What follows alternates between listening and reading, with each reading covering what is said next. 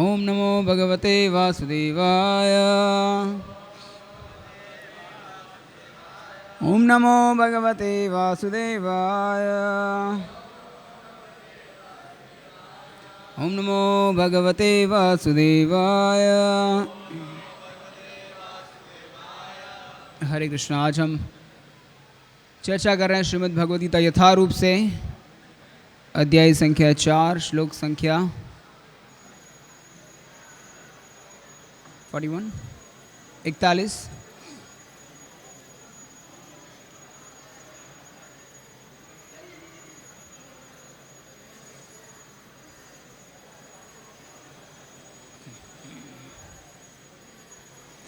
कृपया दोहराइए। योग संन्यस्त कर्माणं ज्ञान संचिन्न संशयम् आत्मवन्तं न कर्माणि निबध्नन्ति धनंजय। योग संन्यस्त कर्माणं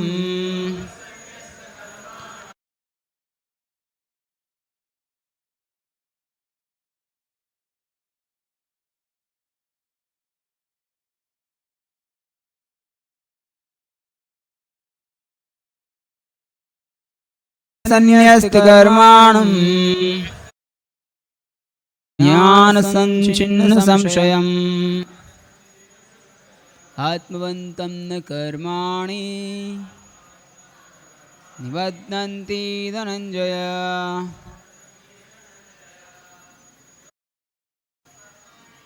योग संन्यस्त कर्माणि ज्ञान संचिन्न संशय आत्मवन्तं न कर्माणि निबध्नन्ति धनंजय। योग संन्यस्त कर्माणि ज्ञान संचिन्न संशय आत्मवन्तं न कर्माणि निबध्नन्ति धनंजय। योग संन्यस्त कर्माणं ज्ञान संचिन्न संशयम् आत्मवन्तं न कर्माणि निबध्नन्ति धनंजय। योग संन्यस्त कर्माणं ज्ञान संचिन्न संशय आत्मवन्तं न कर्माणि निबध्नन्ति धनंजय। योग संन्यस्त कर्माणं ज्ञान संचिन्न संशयम् आत्मवन्तं न कर्माणि निबध्नन्ति धनंजय। माताएं,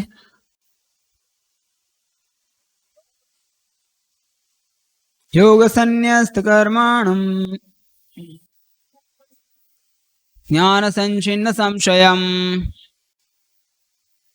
आत्मवन्तं न कर्माणि निबध्नन्ति धनंजय।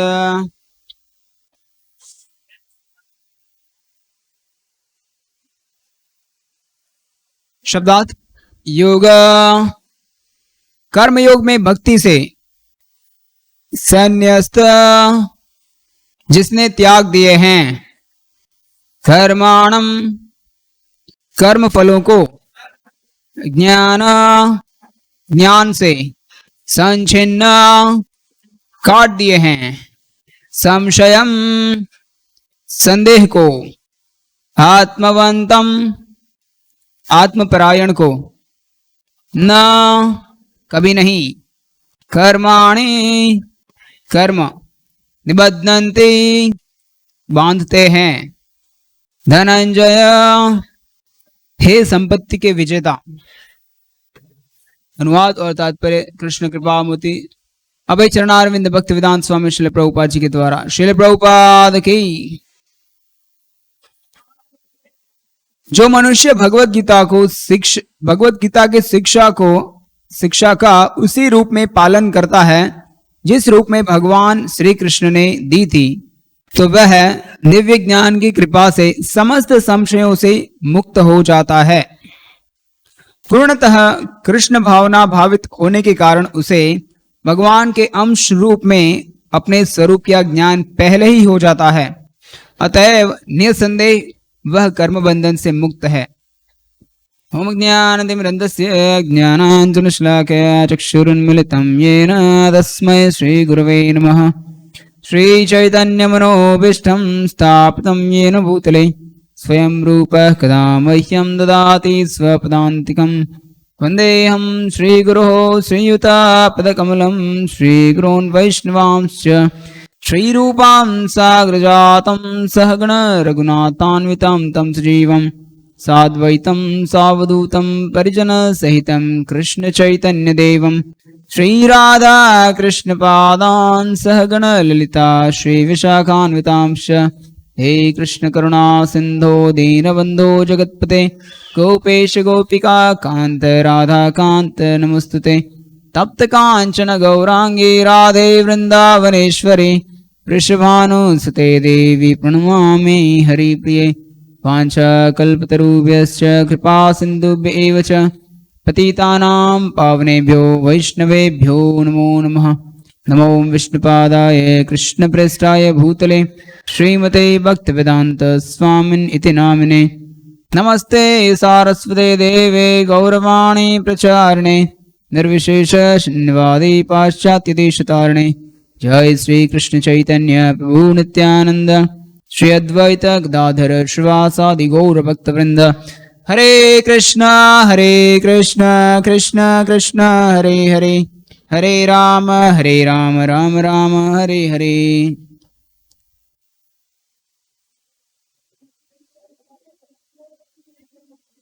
हरे कृष्ण। आप सब भक्तों का संध्याकालीन भगवद गीता कक्षा में स्वागत है। तो चौथे अध्याय में चर्चा चल रही है दिव्य ज्ञान की। पहले भगवान ने बताया है 4.34 में कि दिव्य ज्ञान की प्राप्ति कैसे हो सकती है। तद्विधि प्रणिपातेन परिप्रश्नेन सेवया उपदेक्ष्यन्ति ते ज्ञानम ज्ञानिनः तत्त्वदर्शिनः। और उसके बाद भगवान ने बताया कि इस ज्ञान को जो व्यक्ति प्राप्त कर लेता है उसकी चेतना कैसे हो जाती है, क्या लाभ होता है। उसके बाद और ग्लोरिफिकेशन या दिव्य ज्ञान की महिमा बताई जा रही है। और उसके बाद भगवान ने बताया कि इस ज्ञान को कौन प्राप्त कर सकता है। पिछले 2-3 श्लोकों में ये चर्चा चल रही थी। जैसे कि 38वें श्लोक में बताया है, श्रद्धावान लभते ज्ञानम तत्परः संयमेन्द्रियः ज्ञानं लब्ध्वा पराम शांतिम अचिरेणाधिगच्छति। जो व्यक्ति तत्पर है इस ज्ञान को प्राप्त करने के लिए, श्रद्धावान है और इंद्रियों को नियंत्रण में रख चुका है, वो व्यक्ति जल्दी ही अचिरेणाधिगच्छति इस दिव्य ज्ञान को प्राप्त कर सकता है। और उसके बाद बताया है भगवान ने कि कौन इस ज्ञान को प्राप्त नहीं कर सकता। अश्रद्ध दाना, जिसके अंदर श्रद्धा नहीं है और जिसके अंदर शंका है। जैसे कल महाराज जी बता रहे थे कि ऐसे बहुत सारे व्यक्ति होते हैं जो भगवद गीता पढ़ तो लेते हैं पर उनको भगवान की वाणी में या भगवद गीता में श्रद्धा नहीं होती।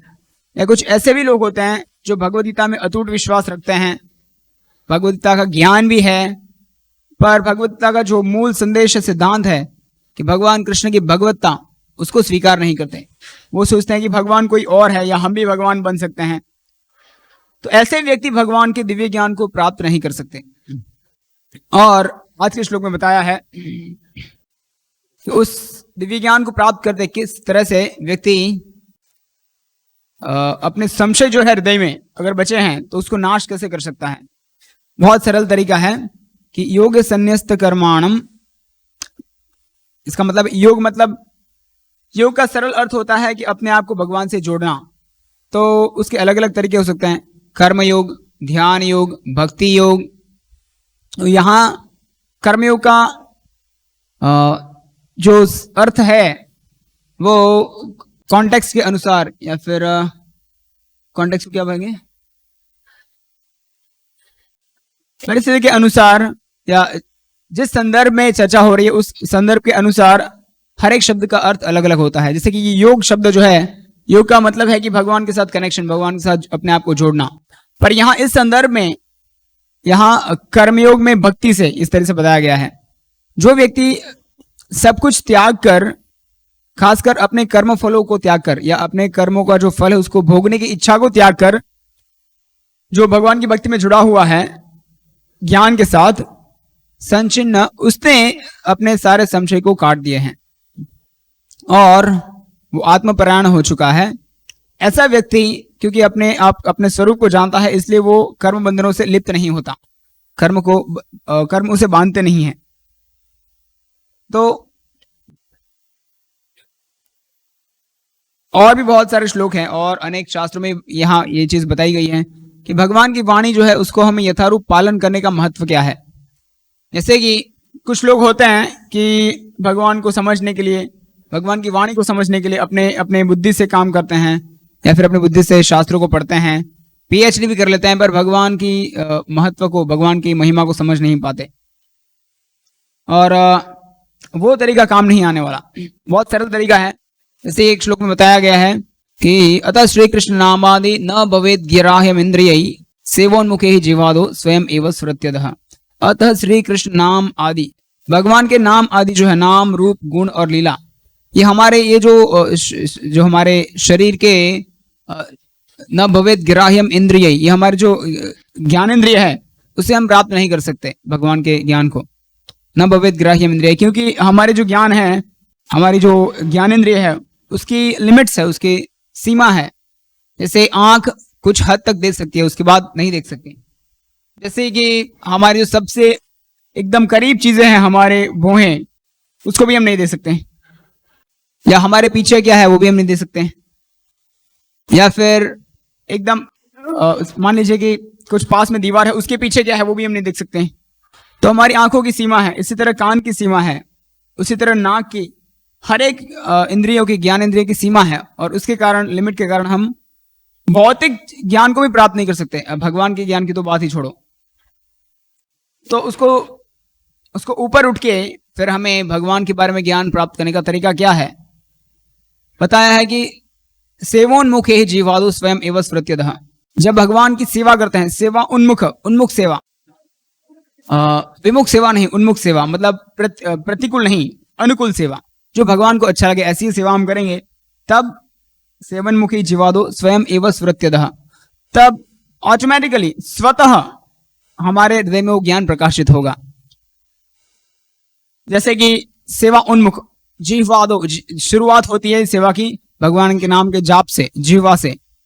तो दो कार्य है हम भगवान की सेवा में लगा सकते हैं जीवा से, एक तो प्रसाद पाना और दूसरा है भगवान के नाम का जाप करना या भगवान के नाम के गुणगान करना।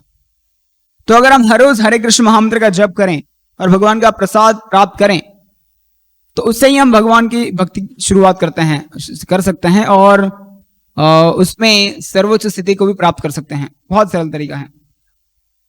और उसका उदाहरण है कि जब श्रील भक्ति सिद्धांत प्रभुपाद जी के गुरु महाराज श्रील भक्ति सिद्धांत सरस्वती ठाकुर एक बार अपने सेवा में थे, तो उस समय बनारस हिंदू यूनिवर्सिटी के वाइस चांसलर, जिनका नाम था मदन मोहन मालवीय, वो आए थे। उनको कुछ प्रश्न थे दर्शन के, भक्ति योग के दर्शन में, फिलॉसफी में। और वो आके उन्होंने पूछा कि श्रील भक्ति सिद्धांत सरस्वती प्रभुपाद से कि मुझे कुछ प्रश्न है। तो भक्ति सिद्धांत प्रभुपाद जी ने कहा कि मैं अभी व्यस्त हूं, अब मेरे कुछ शिष्य हैं, वो भगवान के जो आरती के पैराफिनलियाज, वो सामग्री को साफ कर रहे हैं, सेवा कर रहे हैं, आप थोड़ा वेट कीजिए, तब तक उनको मदद कीजिए मेरे शिष्यों को, और मैं जैसे ही फ्री हो जाऊंगा हम चर्चा करेंगे, शास्त्र की चर्चा। तो बहुत विनम्र व्यक्ति थे वो, उन्होंने बोला ठीक है। तो जाके सेवा में लग गए। भगवान की आरती के लिए जो आर्टिकल्स यूज होते हैं उसको मार्जन करने के लिए, सफाई करने के लिए लग गए। और जब श्रील भक्ति सिद्धांत प्रभुपाद अपनी सेवा से फ्री हुए और आके उन्होंने पूछा कि आपके कुछ प्रश्न थे, तो मदन मोहन मालवीय जितने बड़े व्यक्ति थे, जाने माने व्यक्ति, उन्होंने कहा कि मेरे प्रश्न सब उत्तरित हो चुके हैं। तो श्रील भक्ति सिद्धांत सरस्वती ठाकुर ने कहा कि हमने तो अभी चर्चा भी नहीं की है, आपके प्रश्न उत्तर कैसे मिल गया? तो उन्होंने कहा कि मैं सेवा कर रहा था और वहां से उत्तर मिल गया। तो ये सेवा का स्वभाव है। कभी कभी हमारे साथ भी अनुभव हुआ होगा, कभी हम सेवा में लगे और विचार कर रहे हैं, जो काफी समय पहले हमारे मन में जो प्रश्न था वो बस साधना करते करते या फिर सेवा करते करते अंदर से स्फुरित हो गया। हमारा भी अनुभव होगा। तो ये सेवा का स्वभाव है कि सेवा करने से स्वतः ये जो ज्ञान है, न भवेद ग्राह्यम इंद्रिय, जो स्थूल इंद्रियों से हम प्राप्त नहीं कर सकते, वो ज्ञान भगवान की सेवा से बहुत सरल तरीके से प्राप्त कर सकते हैं। न भवेद ग्राह्यम इंद्रिय सेवोन्मुखे ही जीवादो स्वयं एवं स्फुरत्यतः, स्वयं एवं स्फुरत्यतः। ऊपर से कुछ किसी को इन्फॉर्मेशन डालने की जरूरत नहीं पड़ेगी, अंदर से स्फुरित होगा। तो जो ज्ञान होता है उसके 3 प्रकार होते हैं। एक तो जो हम शास्त्र पढ़ के ज्ञान अर्जित करते हैं, दूसरा होता है किसी से सुना है हमने, और तीसरा होता है हृदय में प्रकाशित ज्ञान, रिवील नॉलेज कहते हैं, रिवील नॉलेज, जो हृदय में से रिवील होता है। तो जो रिवील नॉलेज होता है वो हमें पूरा कन्विक्शन देता है, पूरी श्रद्धा देता है उस ज्ञान में। तो ये तरीका है कि भगवान की सेवा करना। और भी बहुत शास्त्रों में कहा गया है, जैसे कि और एक श्लोक है, यस्य देवे पराभक्तिर् यथा देवे तथा गुरौ तस्यैते कथिता ह्यर्थ प्रकाशन्ते महात्मनः। अगर व्यक्ति को जैसी श्रद्धा भगवान के सेवा में है वैसी श्रद्धा गुरु के आदेशों में है, और उस तरीके से वो पालन करते करते सेवा करेगा, तो उसके हृदय में सारा ज्ञान स्फुरित हो जाएगा स्वतः। तो इसके बहुत सारे उदाहरण हैं। जैसे कि एक बार श्री चैतन्य महाप्रभु, जो भगवान श्री कृष्ण स्वयं हैं, और वो भगवान की भक्ति कैसे करना उसको सिखाने के लिए आए हैं, 500 साल पहले आए थे। तो चैतन्य महाप्रभु जब दक्षिण भारत में प्रदक्षिणा कर रहे थे, प्रचार कर रहे थे, तब एक जगह गए थे जिसका नाम है श्रीरंगम। और श्रीरंगम में उन्होंने देखा कि बहुत सारे ब्राह्मण पंडित इकट्ठा हुए हैं, वो बहुत शास्त्रों का अध्ययन कर रहे हैं, चर्चा कर रहे हैं। पर एक करीब सा एकदम पतला सा व्यक्ति था, एकदम लग रहा था कि पढ़ा लिखा नहीं है, पर वो व्यक्ति एक पुस्तक पढ़ रहा था और पुस्तक पढ़ के रो रहा था, पढ़ते पढ़ते आंसू रो रहा था। तो श्री चैतन्य महाप्रभु ने जाके पूछा कि आप क्या कर रहे हो? और वो व्यक्ति कुछ तो कर रहा था, उसको पढ़ना नहीं आता था, कुछ कोशिश कर रहा था। तो श्री चैतन्य महाप्रभु ने पूछा कि आप क्या कर रहे हो? तो बोला कि मैं भगवद गीता पढ़ने की कोशिश कर रहा हूं। पर चैतन्य महाप्रभु ने पूछा कि ऐसे प्रतीत होता है कि आपको पढ़ना लिखना नहीं आता। तो इस व्यक्ति ने कहा कि हाँ सही बात है, मुझे पढ़ना लिखना नहीं आता। तो फिर आप क्यों पढ़ रहे हो? ये सब आपका मजाक भी उड़ा रहे हैं, जो पढ़े लिखे ब्राह्मण पंडित थे उनका मजाक भी उड़ा रहे थे। तो व्यक्ति ने उत्तर दिया कि क्योंकि ये मेरे गुरु का आदेश है कि हर रोज आप भगवद गीता पढ़िए। तो हालांकि मुझे पढ़ना नहीं आता, फिर मैं भगवद गीता पढ़ने की कोशिश कर रहा हूं। फिर चैतन्य महाप्रभु ने पूछा ठीक है, अच्छी बात है, आप आपके गुरु के आदेश का पालन कर रहे हैं, पर आप रो क्यों रहे हैं? तो व्यक्ति ने कहा कि मुझे समझ में तो नहीं आ रहा है, पर जब मैं इसका भगवद गीता का फ्रंट पेज देखता हूं तो देखता हूं कि भगवान श्री कृष्ण अपने भक्त अर्जुन के सारथी बने हैं, अपने भक्त अर्जुन के सारथी और सारथी बन के सेवा कर रहे हैं। तो ये देख के मुझे बहुत ऐसे हृदय गदगद हो जाता है कि भगवान कितने दयालु हैं, कितने भक्त वत्सल हैं कि अपने भक्त की सेवा करने के लिए इस हद तक पहुंच जाते हैं। श्री श्री राधा रास प्यारे जी भगवान की, श्री श्री गौरताय की जय, श्री श्री सीताराम लक्ष्मण हनुमान की जय, श्रील प्रभुपाद की जय।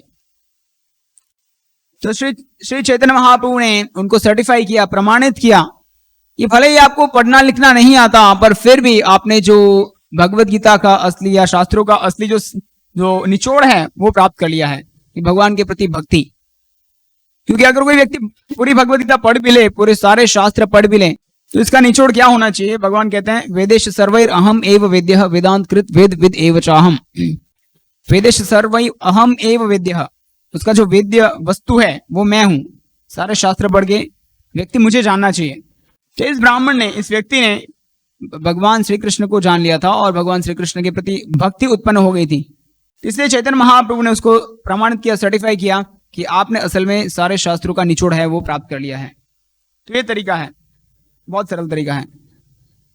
पर जिस व्यक्ति को श्रद्धा है ही नहीं शास्त्रों में, भगवान की वाणी में श्रद्धा ही नहीं है, वो ऐसी सेवा में लगेगा ही नहीं, और भक्ति करने से पहले, शुरू करने से पहले ही बताएगा कि नहीं ये सब बकवास है, ये सब कुछ सही नहीं है, सब अंधविश्वास है, सब कहने की चीजें हैं।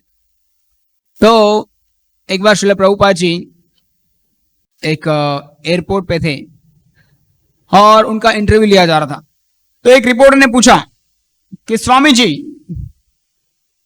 आप बहुत कुछ कर रहे हैं, ये सब जो फ्री लाइफ है, एंजॉइंग लाइफ, उससे आप अपने आप को रिफ्रेन कर रहे हैं, अपने आप को सीमित रखते हैं, इन सब कार्यों में नहीं लगते, और बहुत सारे नीति नियमों का पालन करते हैं। आप सुबह 3:30 4 बजे उठ जाते हैं, शास्त्रों का अध्ययन करते हैं, एकदम कठोर जीवन जीते हैं आप, ऑस्ट्रिया लाइफ। पर ये सब करने के बाद मृत्यु के समय अगर आपको पता चला कि आप ये सब कर रहे हैं भगवत धाम जाने के लिए, और मृत्यु के बाद आपको अगर पता चला कि भगवत धाम या भगवान का धाम या वैकुंठ लोक या गोलोक वृंदावन नाम की कोई चीज ही नहीं है, तो आप क्या करेंगे? तो प्रभुपाद जी ने तो थोड़ा अल्प विराम लिया और फिर प्रभुपाद जी ने कहा कि फिर भी हम करते रहेंगे, क्योंकि भक्ति की प्रक्रिया कितनी सरल है और कितनी आनंददायी है।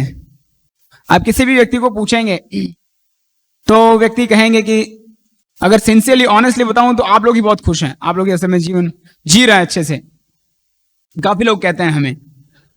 तो कितना सरल है जीवन, भक्ति जीवन, और कितना आनंददायी है। हम सुबह उठते हैं, सबसे पहला हम कार्य करते हैं भगवान के सामने कीर्तन करना, नृत्य करना, भगवान का कीर्तन गाना। और गाना नाचना लोग कब करते हैं? जब बहुत खुश होते हैं। आपने बाहर के जीवन में कभी किसी को देखा है कि कोई सुबह उठते ही नाचने लगता है? लोग पूरा आलस में होते हैं, कहाँ है उसका ढंग का पता नहीं है, लोग क्या कर रहे हो कुछ याद नहीं है।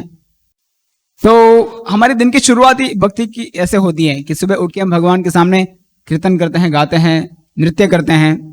इतना आनंददायी जीवन है, इतना अच्छा प्रसाद है, और इतने अच्छे अच्छे भक्त हैं जो हमारे देखभाल करते हैं। इतना अच्छा चरित्र है भक्तों का, इतना स्वभाव अच्छा है और शुद्ध जीवन जी रहे हैं, ऐसा हमारा एसोसिएशन है, संगत है। इतने अच्छे मंदिर प्रभुपाद जी ने दिए हैं, इतने अच्छे शास्त्र दिए हैं प्रभुपाद जी ने हमें पढ़ाई करने के लिए, अध्ययन करने के लिए। सब कुछ ठीक ठाक है, इतना बड़ा मिशन है, सब कुछ ठीक ठाक है। फिर तो प्रभुपाद जी ने रिपोर्टर को यही बताया कि अगर ठीक है, अगर मान लीजिए कि भगवत धाम नहीं भी है, गोलोक वृंदावन या वैकुंठ धाम नहीं भी है मृत्यु के बाद, फिर हम भक्ति करना शुरू रखें, क्योंकि एटलीस्ट ये तो आनंद होगा कि भक्ति की प्रक्रिया ही इतनी आनंददायी है, वो इतना अच्छे से जिया हमने जीवन। पर मान लीजिए कि आपको ये पता चले कि आपने ये सब गंदे कार्य किए, नशा किया, मांसाहार किया, व्यभिचार किया, सट्टाबाजी किया, और आपको अपने जीवन के बाद पता चला कि यमराज नाम का कोई व्यक्ति है और नरक भी है, तो आप क्या करेंगे? तो व्यक्ति को समझ में नहीं आया क्या उत्तर दूं मैं। तो ये है कि भक्ति की प्रक्रिया इतनी आनंददायी है, उसके श्रद्धा रख के बस करते जाना है। एक बार और शिष्य ने प्रभुपाद जी को पूछा कि Prabhupada ji, we have first class philosophy, हमारे पास उच्च कोटि की प्रथम दर्जे की फिलॉसफी दर्शन है, हमारे पास इतने अच्छे अच्छे मंदिर हैं, इतने अच्छे अच्छे भक्त हैं, इतना अच्छा प्रसाद है, इतने अच्छी सेवा के कार्य हैं, फिर भी लोग भक्ति में जुड़ते क्यों नहीं है? उन्होंने अंग्रेजी में पूछा कि we have first class philosophy, we have first class temples, we have first class devotees, first class prasadam, still why don't people come to Krishna consciousness? तो प्रभुपाद जी ने कहा because they are first class fools, कि वो प्रथम कोटि के मूर्ख है और बहुत अटैच्ड है, बहुत आसक्त है इंद्रिय तृप्ति से, इसलिए वो भक्ति में नहीं आते। तो जब तक वो व्यक्ति को हम श्रद्धा उनके हृदय में जागृत नहीं करते, तब तक वो व्यक्ति भक्ति में नहीं जुड़ सकता। और जब व्यक्ति भक्ति में जुड़ेगा, भले श्रद्धा से या अश्रद्धा से, एटलीस्ट वो भक्ति के आस्वादन को आस्वादित करेगा, चखेगा, तब उसको मजा आएगा। इतना आनंद है। हम भक्ति में जब आ जाते हैं उसके बाद लगता है कि ये सब क्या कर रहे हैं लोग, टाइम पास कर रहे हैं बाहर। और वो श्रद्धा क्यों नहीं आती? क्योंकि किसी या तो पिछले जन्म के कार्य सफिशिएंट पुण्य कार्य नहीं है, दूसरी चीज कि इस जीवन में शायद किसी भक्त का संपर्क नहीं आया है। तो हमारा जो आंदोलन है वो उसी के लिए है। तो प्रभुपाद जी ने आंदोलन छेड़ा है, जो श्री चैतन्य महाप्रभु ने जो आंदोलन छेड़ा है, हरे कृष्ण आंदोलन, वो इसी के लिए है कि टू क्रिएट सुकृति फॉर पीपल। और प्रभुपाद जी ने जो तीन फ्रंट एक्टिविटीज, 4 फ्रंट एक्टिविटीज दी है हमें, हरिनाम संकीर्तन, पुस्तक वितरण और प्रसादम वितरण, और उसके आधार पर सब है। और जितने भी प्रकार के प्रीचिंग वगैरह है, 3 के आधार पर है, हरिनाम, बुक डिस्ट्रीब्यूशन और प्रसाद वितरण। इन 3 चीजों से हम क्या करते हैं? लोगों की स्वीकृति बढ़ाते हैं। प्रभुपाद जी बहुत सारे तात्पर्य में, जब भी 14, 15, 16, 17 ये 4 चैप्टर में प्रभुपाद जी बहुत भार देते हैं, जोर देते हैं कि हम जब हरिनाम संकीर्तन करते हैं उसका प्रभाव क्या होता है। हरिनाम संकीर्तन करते हैं तो जो वातावरण में जो बहुत सारा पाप इकट्ठा हुआ है, दूषित वातावरण है, वो शुद्ध हो जाता है हरिनाम करने से। हरिनाम करने व्यक्ति, जो भी व्यक्ति कान में सुनता है हरिनाम, प्रविष्ट कर्ण रंध्रेण पुमान भवति निर्मला। अगर किसी व्यक्ति के कान में भगवान के नाम और लीला, उनके भगवान के गुणगान अगर एक बार प्रविष्ट भी करते हैं, तो भी व्यक्ति का हृदय शुद्ध हो जाता है। कितने गंदे कार्य हो रहे बाहर, पर ये हमारा फर्ज है कि हम हरिनाम संकीर्तन करें। श्री चैतन्य महाप्रभु ने ये भविष्यवाणी की है कि पृथ्वी ते आचे जत नगर आदि ग्राम सर्वत्र प्रचार होए भी मोर नाम। विश्व में या पृथ्वी पर जितने भी गांव है, जितने भी शहर है, जितने भी नगर है, हर जगह मेरे नाम का प्रचार होगा। और उसका परिणाम क्या है कि लोग एटलीस्ट मनुष्य स्तर पर सोचना शुरू करेंगे। अब किसी ने पूछा कि प्रभुपाद जी, श्री चैतन्य महाप्रभु की भविष्यवाणी है कि भविष्य में सारे व्यक्ति भगवान के भक्त बन जाएंगे, इसका मतलब क्या है? 100% लोग भक्त बन जाएंगे? प्रभुपाद जी ने कहा नहीं, अगर 1% व्यक्ति भी, विश्व में जितना भी पॉपुलेशन है, जितनी आबादी है, उसमें से 1% व्यक्ति भी अगर भगवान के भक्त बन जाए, हरे कृष्ण महामंत्र का जप करना शुरू करे, तो भी पूरे विश्व की सूरत बदल सकती है।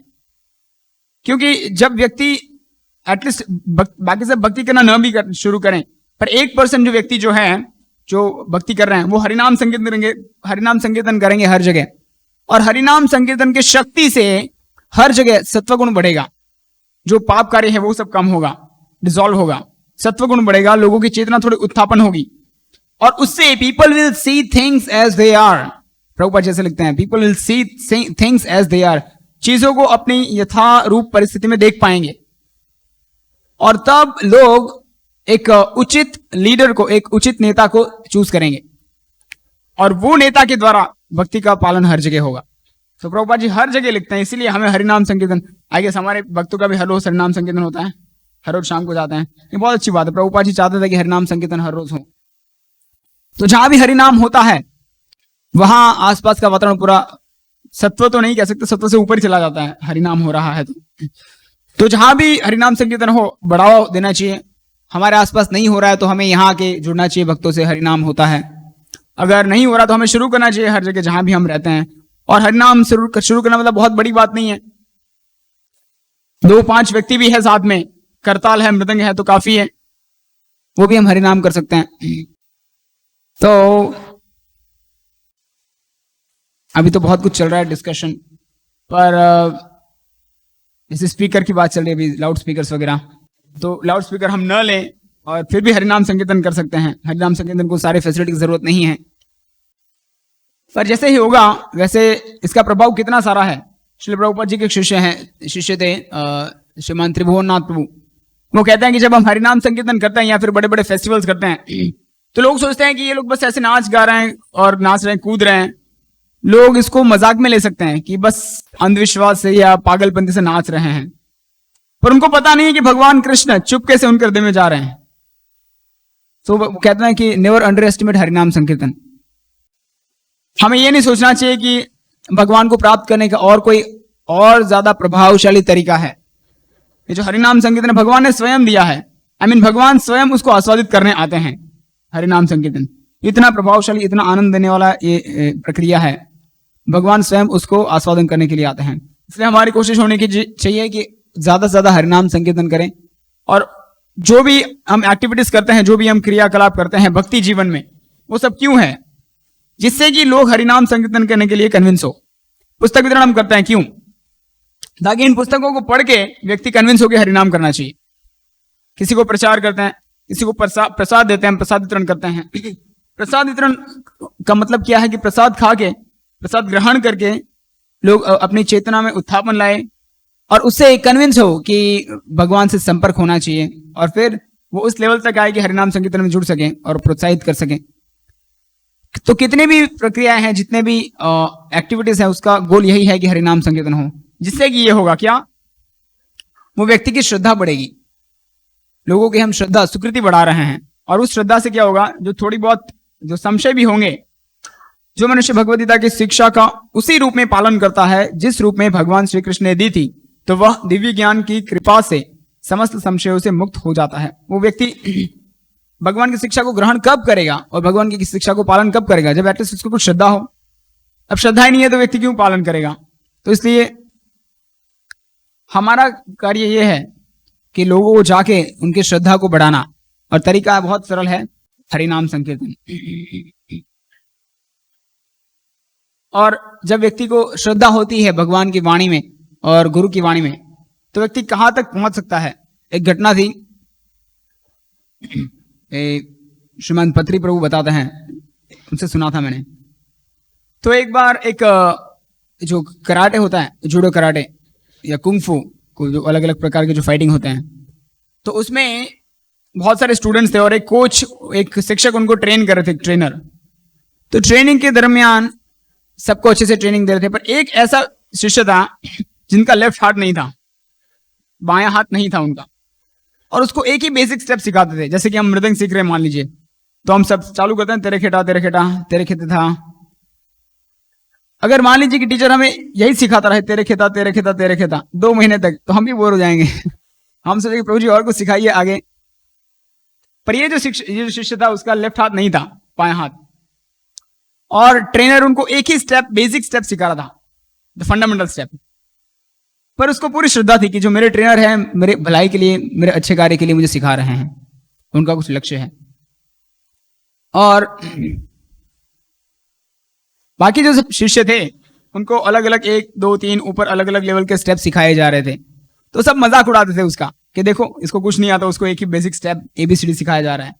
पर उस व्यक्ति को पूरी श्रद्धा थी कि जो मेरे जो ट्रेनर है, शिक्षक हैं, मुझे एकदम परफेक्ट चीज सिखा रहे हैं। और जब 2 साल की ट्रेनिंग के बाद क्या हुआ, जब कंपटीशन में जाने की बारी आई, जब ओलंपिक या जो भी बड़े लेवल की कंपटीशन थी, तो ट्रेनर ने किसको चुना? इस व्यक्ति को चुना, इस शिष्य को चुना जिसका लेफ्ट हाथ है ही नहीं, बायां हाथ नहीं है। तो सब घृणा करने लगे, सब ईर्ष्या करने के लिए, ये क्या है कि हमने 2 साल पापड़ बेले और हमें नहीं भेजा जा रहा इतनी बड़ी कंपटीशन के लिए, और ये जो इसको खाली ABCD बेसिक स्टेप आता है, मूलभूत स्टेप, उसको भेजा जा रहा है, ये क्या है? तो गुरु ने कहा कि आप बस देखते जाओ क्योंकि उसको पूरी श्रद्धा थी गुरु की वाणी में। तो आगे जाके क्या हुआ, 1 2 3 4 अलग अलग लेवल क्रॉस करके वो एकदम हाईएस्ट लेवल पे पहुंच गया। अब सब शिष्य भी सोच रहे थे कि ये क्या हो क्या रहा है, और जब फाइनल राउंड चल रहा था तब सब शिष्यों ने देखा कि अब हमें थोड़ा रिसर्च करना पड़ेगा, अंदर देखना पड़ेगा क्या है। तो उन्होंने जब देखा तो उसकी विजय कैसे हो रही थी, इस शिष्य की विजय, एक स्टेप जो सिखाया था गुरु ने उनको, ट्रेनर ने, वो स्टेप ऐसा था कि उस स्टेप का जो अटैक होता है, अलग अलग अटैक होते हैं, उसको काउंटरएक्ट करने के लिए सामने वाले को इस व्यक्ति का जो अटैक कर रहा है उसका लेफ्ट हाथ पकड़ के उसको नीचे पछाड़ना होता है। तो जो भी उसका लेफ्ट हाथ पकड़ने की कोशिश कर रहा था, लेफ्ट हाथ तो है नहीं तो इस तरीके से, और उसको ट्रिक सिखाई थी, उससे अल्टीमेट स्टेप था, उसके सामने कोई नहीं आ सकता, क्योंकि जिस स्टेप से सामने वाला प्रोटेक्ट कर सके अपने आप को, काउंटरएक्ट कर सकते, वही स्टेप पॉसिबल नहीं था। तो इस तरीके से वो व्यक्ति हाईएस्ट लेवल पे पहुंच गया। तो और उस व्यक्ति ने, उस शिष्य ने कभी अपने ट्रेनर के विरुद्ध कोई आर्ग्यूमेंट नहीं किया था, ना कोई प्रश्न किया था संशय से कि ऐसा क्यों, मुझे बस यही सिखाया जा रहा है। तो उसने पूरी श्रद्धा के साथ वही स्टेप प्रैक्टिस किया और आगे चल के वो इस विजय स्तर तक पहुंचा। तो हमारी भी श्रद्धा ऐसी होनी चाहिए भगवान की वाणी में, भगवान के शब्दों में, भगवान की दी हुई प्रक्रिया में। अगर वो नहीं होगी तो क्या होगा? भगवान कहते हैं एक श्लोक 18वें अध्याय में 58वां श्लोक 18.58,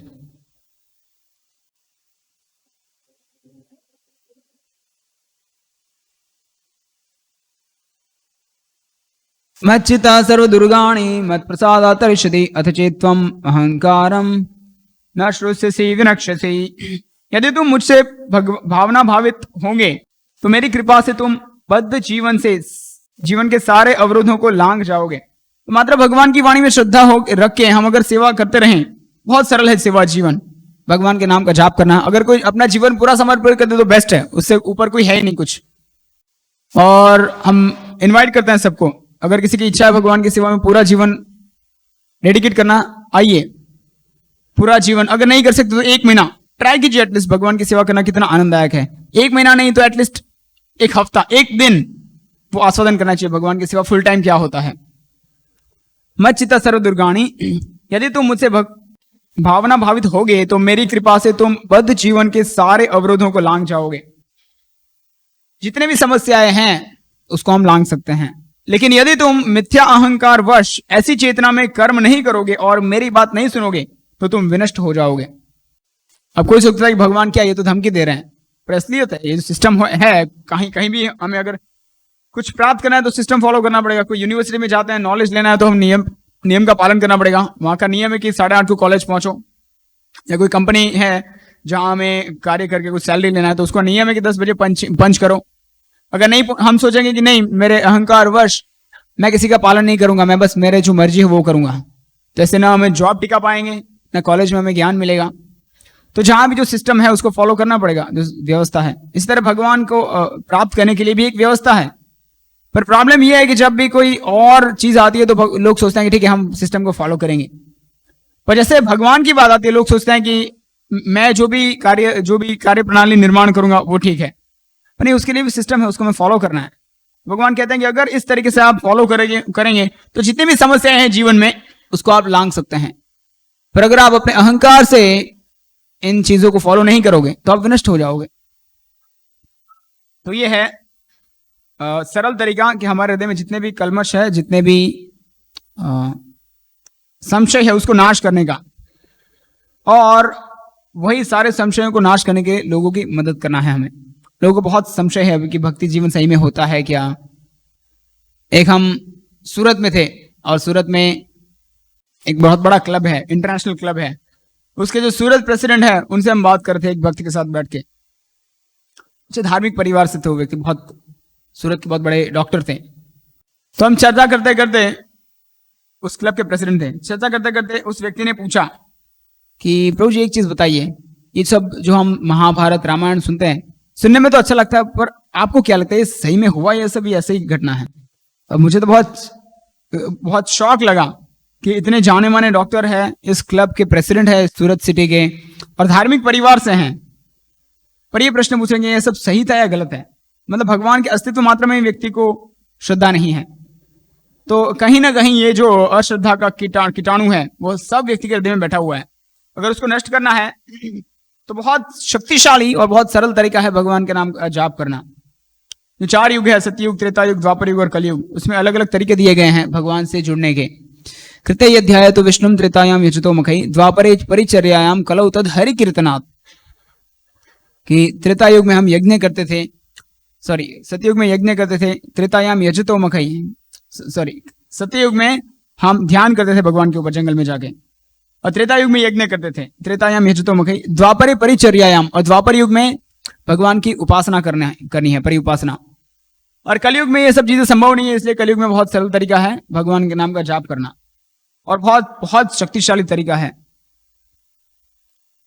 तो ये हमारी कोशिश करनी चाहिए कि लोगों की श्रद्धा बढ़ाएं, प्राइमरीली बाय हरिनाम संकीर्तन। और जितना भी हम हरिनाम संकीर्तन करेंगे, लोगों की श्रद्धा बढ़ाने की कोशिश करेंगे, लोगों का संशय खत्म करने की कोशिश करेंगे, कंसेशन हमें भी तो मिलेगा। हमारे जितने संशय हृदय में वो भी खत्म होंगे, हमारी भी श्रद्धा उस हद तक पहुंच जाएगी कि मतलब कोई व्यक्ति अगर आर्ग्यूमेंट करेगा, हमें परास्त करने की कोशिश करेगा, पर फिर भी हम हिल नहीं पाएंगे। हम नहीं हिलेंगे, बल्कि सामने वाले व्यक्ति को उसका जो अश्रद्धा का पोजीशन है उसको हम हिला देंगे। और हम देखते हैं हमारे जो भक्त जुड़ते हैं हरिनाम संकीर्तन में, तो शुरू में जब 2-4 महीने भी अगर किसी ने भक्ति की है तो व्यक्ति का उसकी श्रद्धा कितनी बढ़ जाती है। जब कोई व्यक्ति क्लास देता है या किसी को प्रचार करता है तो कितने कॉन्फिडेंस से बात करता है। और उसके विपरीत अगर कोई व्यक्ति ने बहुत सारे साल तक भी संस्कृत का अध्ययन किया है, फिर भी सिंपल चीज को वो स्थापित नहीं करता, क्योंकि श्रद्धा नहीं है। चाहे वो ज्ञान बड़ी बड़ी बात कर ले, पर उसको श्रद्धा नहीं है, उसको अतुट श्रद्धा नहीं है।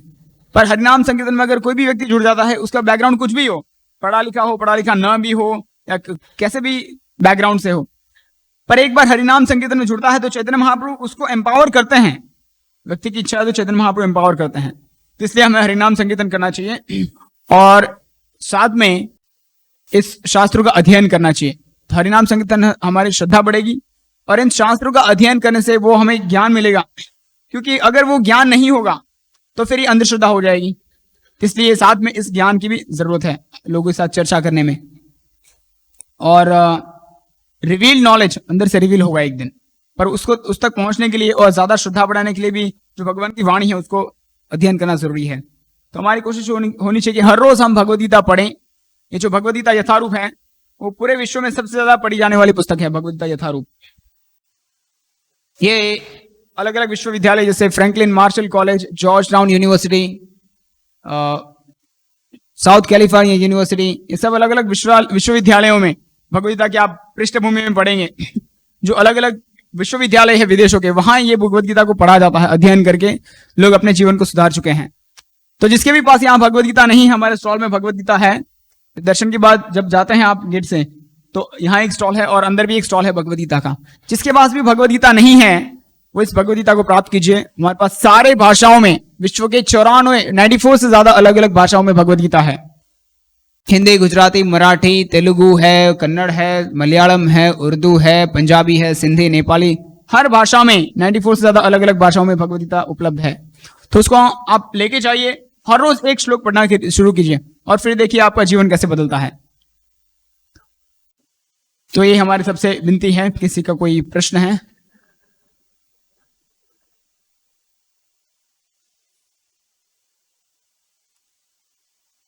आज की चर्चा के ऊपर किसी का कोई प्रश्न है?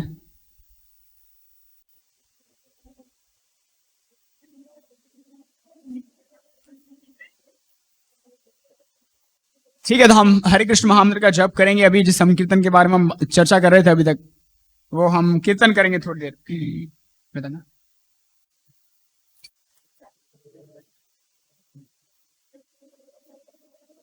तो ये हरिनाम संकीर्तन करने का बहुत सरल तरीका है जप करने का। आप कहीं भी बैठ के कर सकते हैं। नाम नाम अकारी बहुधा निज सर्वशक्ति तत्रार्पया नियमित स्मरण न कालः। कोई नीति नियम नहीं है, आप कहीं भी कर सकते हैं, कभी भी कर सकते हैं, ट्रेन में ट्रैवल करते टाइम कर सकते हैं, घर में बैठ के कर सकते हैं। मात्र उच्चारण करना है उसका। हरे कृष्णा कृष्ण कृष्ण हरे हरे, हरे राम राम राम हरे हरे। सब बोलिए, सब गाइए। कृष्ण कृष्ण हरे हरे, हरे राम राम राम हरे हरे, हरे कृष्ण कृष्ण कृष्ण हरे हरे, हरे राम राम राम हरे हरे। सब गाइए।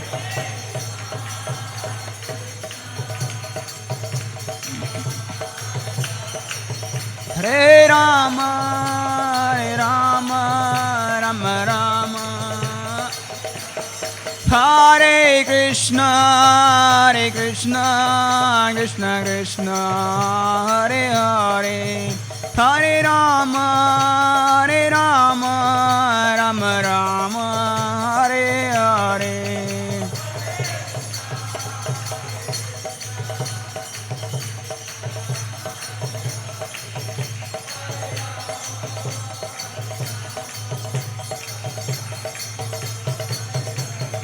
हरे कृष्ण कृष्ण कृष्ण हरे हरे, हरे राम राम राम हरे हरे। सब गाइए।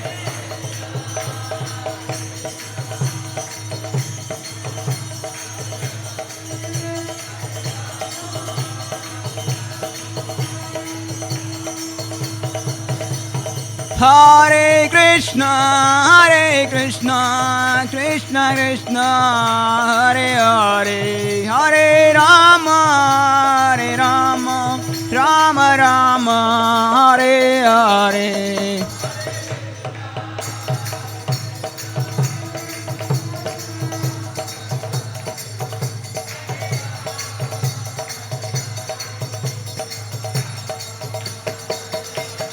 जय प्रभुपाद, जय प्रभुपाद, जय प्रभुपाद, जय प्रभुपाद।